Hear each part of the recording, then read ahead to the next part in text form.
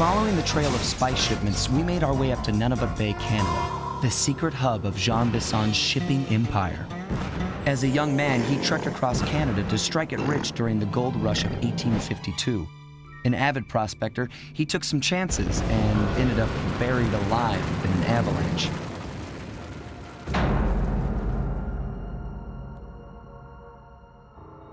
Miraculously, the quick freeze kept him alive, and 120 years later, thanks to global warming, he thawed out. A product of his time, he dreams of taming the wild north, damming every river and chopping down all the trees, with progress delivered at the sharp end of an axe.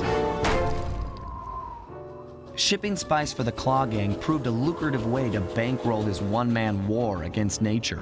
And yet, I have to feel a little sorry for him. He's just a normal guy from the 1850s. Back in his day, he'd be a hero, but today, he's a villain. Either way, that man's got more than his fair share of the clockwork parts. What a low-tech guy like Jean Bisson is doing with robot parts is a mystery. I almost don't want to know. But as always, it's only a matter of time before I find out.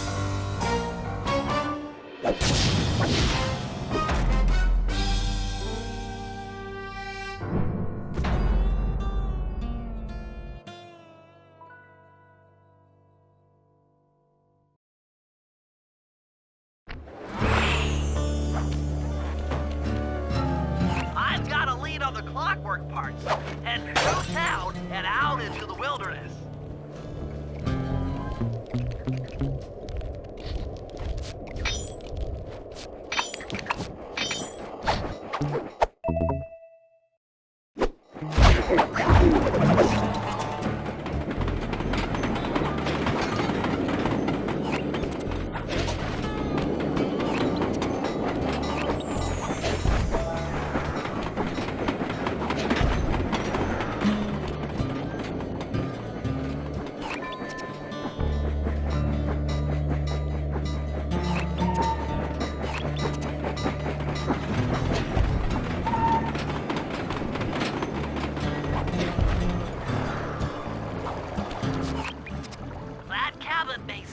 Rustic, but don't be fooled.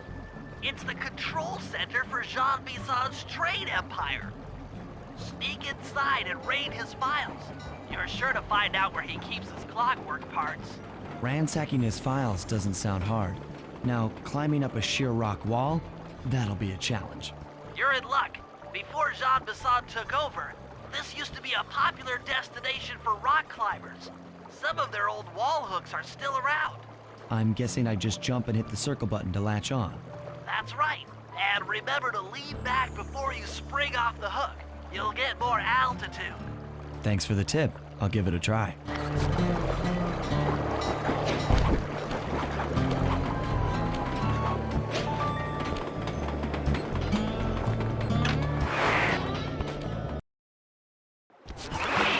Jackpot, Sly! That's Jean Bisson! Looks like he didn't notice me come in.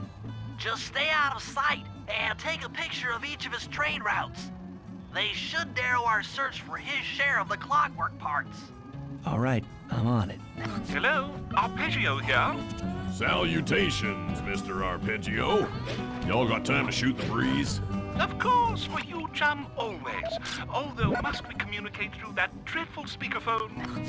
Yeah, I can think better while my legs move. Pumps blood to your brain.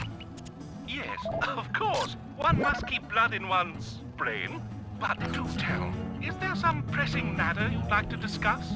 First off, are you still coming on schedule to get that Northern Lights battery? Yes, we're well underway. My blimp should arrive at the end of the week. Sly, did you hear that? Bisson's hidden the Iron Horse blueprints in his trophy bass. Head for the fish. Excellent! Now get out of that cabin before you're spotted.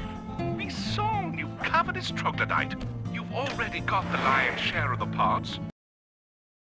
After analyzing Bisson's decorating techniques, I think we'll find the other trophy bass above the mantle in the two remaining cabins.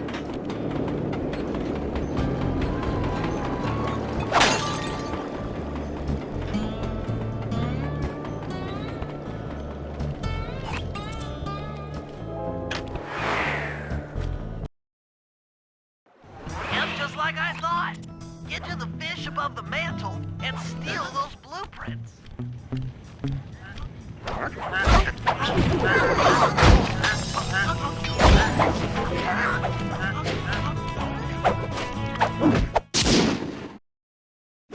Two down, one to go.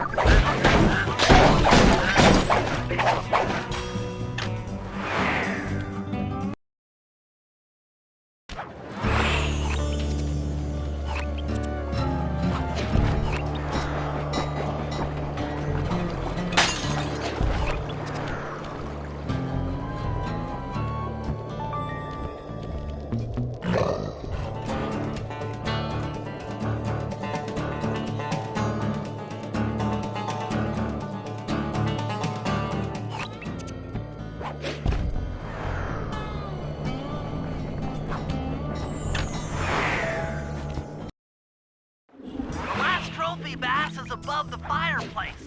Be careful. Attention all cabin guards. I've heard tell from the boys at Pond. Exceptional work, Sly. That's the last of the blueprints.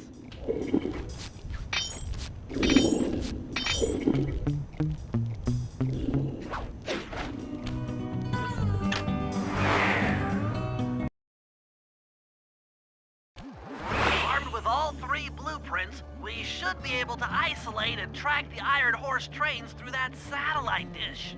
Top of the mountain, huh? Shouldn't take long.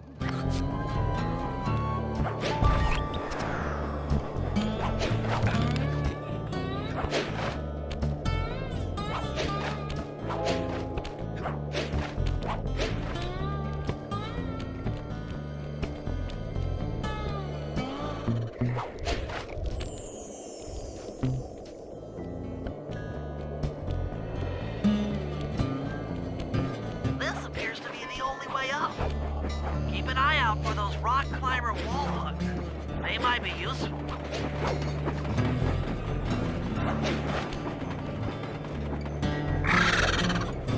This is great. We've got total access to the train's GPS system. It's all on my computer. Head back to the safe house. I'll crunch some numbers and give you and Murray the rundown.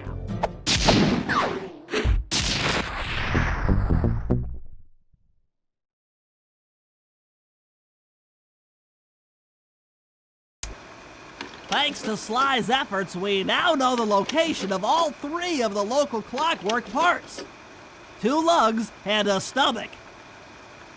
John Bisson has grafted each piece to the engine in one of his Iron Horse trains.